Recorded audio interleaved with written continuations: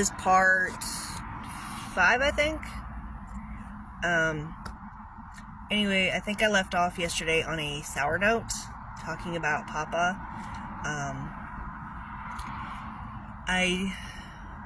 We did have to go to court and stuff like that, and like I said before, like, he got house arrest, which meant he had to stay in his house or on our property. Now, after this, I did have a lot of good memories anyways with him, as well as Gail and Melissa. One of the memories I can remember is driving around on the riding lawnmower. I was the only one allowed to do it besides Papa. And, planting the roses and the other flowers that Gail liked to have. The roses was Papa's. I had to take care of them. We also had on our land, because we lived on 3.5 acres, we had a pond, and behind that we had a little bit of extra land, and then after that there was a river, the Cody River, or the Withlacoochee if you're from Florida. And on our property they looked like banana trees, but they weren't the yellow. The fruit wasn't yellow, it was green, and it was kind of shaped kind of like a triangle in a long, it looked like a banana, but shaped slightly different and a different color, so might have been plantains, I don't know. We also had grapefruit, red grapefruit, oranges, tangerines, tangelos, hard pears, and at one point we had lemon and lime trees too. Most of that was taken care of by Papa before he died. After he died, no one knew how to take care of the trees, like the grapefruit and the orange trees and all that. And another good memory I had was making pancakes. Melissa and I learning how to make pancakes from scratch from Papa.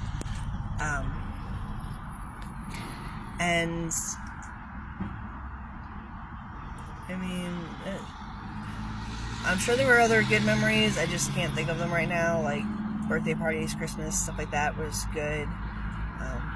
The thing that soured them was the fact that I was still made to hug on him and sit on his lap and kiss him and all that stuff. I don't know if I've said this before, but I am not a touchy-feely person, and it was kind of required in the Barr household to just hug friends and family, even though I really felt uncomfortable doing that. I don't know if that's because I'm on the spectrum, most likely, or the PTSD, or the fact that the first 10 years of my life we really didn't do any kind of physical touch that wasn't, getting beaten or sexually abused type deal. So I'm still not a very touchy person. But that in of itself, making to do that kind of left me very confused and had lots of different emotions that I didn't understand at the time. Basically, I felt betrayed by Gail and Melissa. I mean, they wanted me to be supportive and loving on him and stuff like that, and instead of them loving on me, I had to go to counseling, but like I said before, I didn't trust that counselor. I didn't trust any counselors at that point in time. And it's just like another betrayal. They would turn around and talk to my mom about stuff. I just did not feel safe anywhere. And then there's the fact of just like, I felt guilty for feeling that way. I also felt guilty thinking it was my fault that he did that.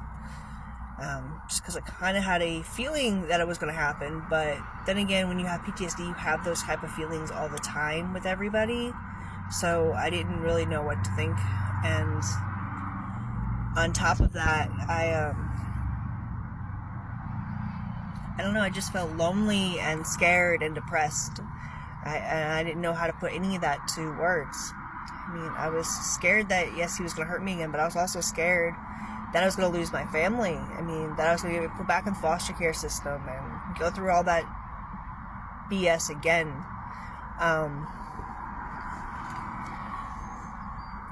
and the church didn't help. I mean, and then there was the fact that I had to keep a secret. I mean, outside of talking to my therapist, I wasn't allowed to tell anybody. It had to be hush-hush, had to be pushed under the rug and forgotten about. There was no dealing with it. There was no facing it. There was no, hey, I'm here if you need me. None of that.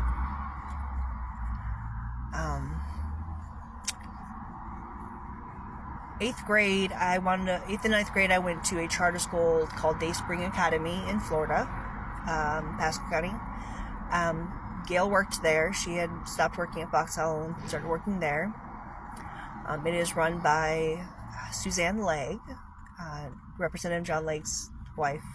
They weren't married at the time. She was under a different name at the time. Anywho, while there, I remember one time having human growth and development. I ran out of that room the moment they started talking about body parts. I freaked out, ran to Miss Legg's office and cried. Just in something I do very often, but I was freaked out. So I was excused from having to do that class. So I've never really learned a whole lot from a book standpoint anyways. So my biology is kind of minimal, or anatomy, I should say. I know the basics. Anywho, I remember in 9th grade, a different science teacher or whatever, we had to do dissecting worms or whatever, which I thought was gross, but I loved it at the same time. It was weird. Anywho, I apparently had started doodling a lot, and in my math notebook, I don't know if this was 8th or 9th grade, and it was, suicidal type stuff. We had found out Papa was sick. He had cancer, and he couldn't have, maybe that was 10th grade, I don't know. We found out he had cancer, and he couldn't have chemo, and it was kind of messing with me, thinking it was my fault that he couldn't do it because his heart was too weak. His heart was too weak because I told on him.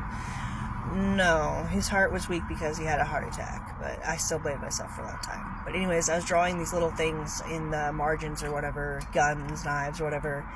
I also did other doodles that were just cute or whatever, so at first my teacher thought it was just cute stuff, and then she wound up showing my mom. We had a little conversation, and I'm like, I mean, I don't remember exactly what I said, but I kind of blew it off, kind of lied about it.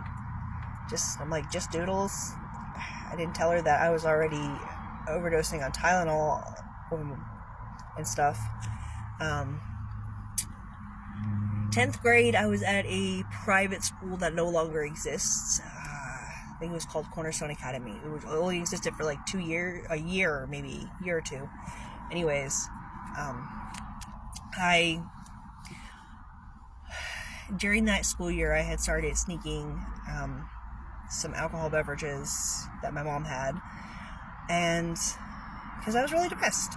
And at one point, I tried to shoot myself in the stomach with a gun, a long gun. It had worked the day before. We were outside shooting in the backyard at targets, whatever, not animals, targets, and it jammed on me when I tried to shoot myself. I was really pissed, but whatever. So it didn't work. I was really having it. I also remember at one point I really OD'd on Tylenol, and I wound up throwing it all up. I thought I had the stomach flu, but I think it was just God, higher power, whatever, saying, not your time yet. And you know what? That's okay. I will talk to you guys again in the next video. I'm about out of time. Peace, y'all.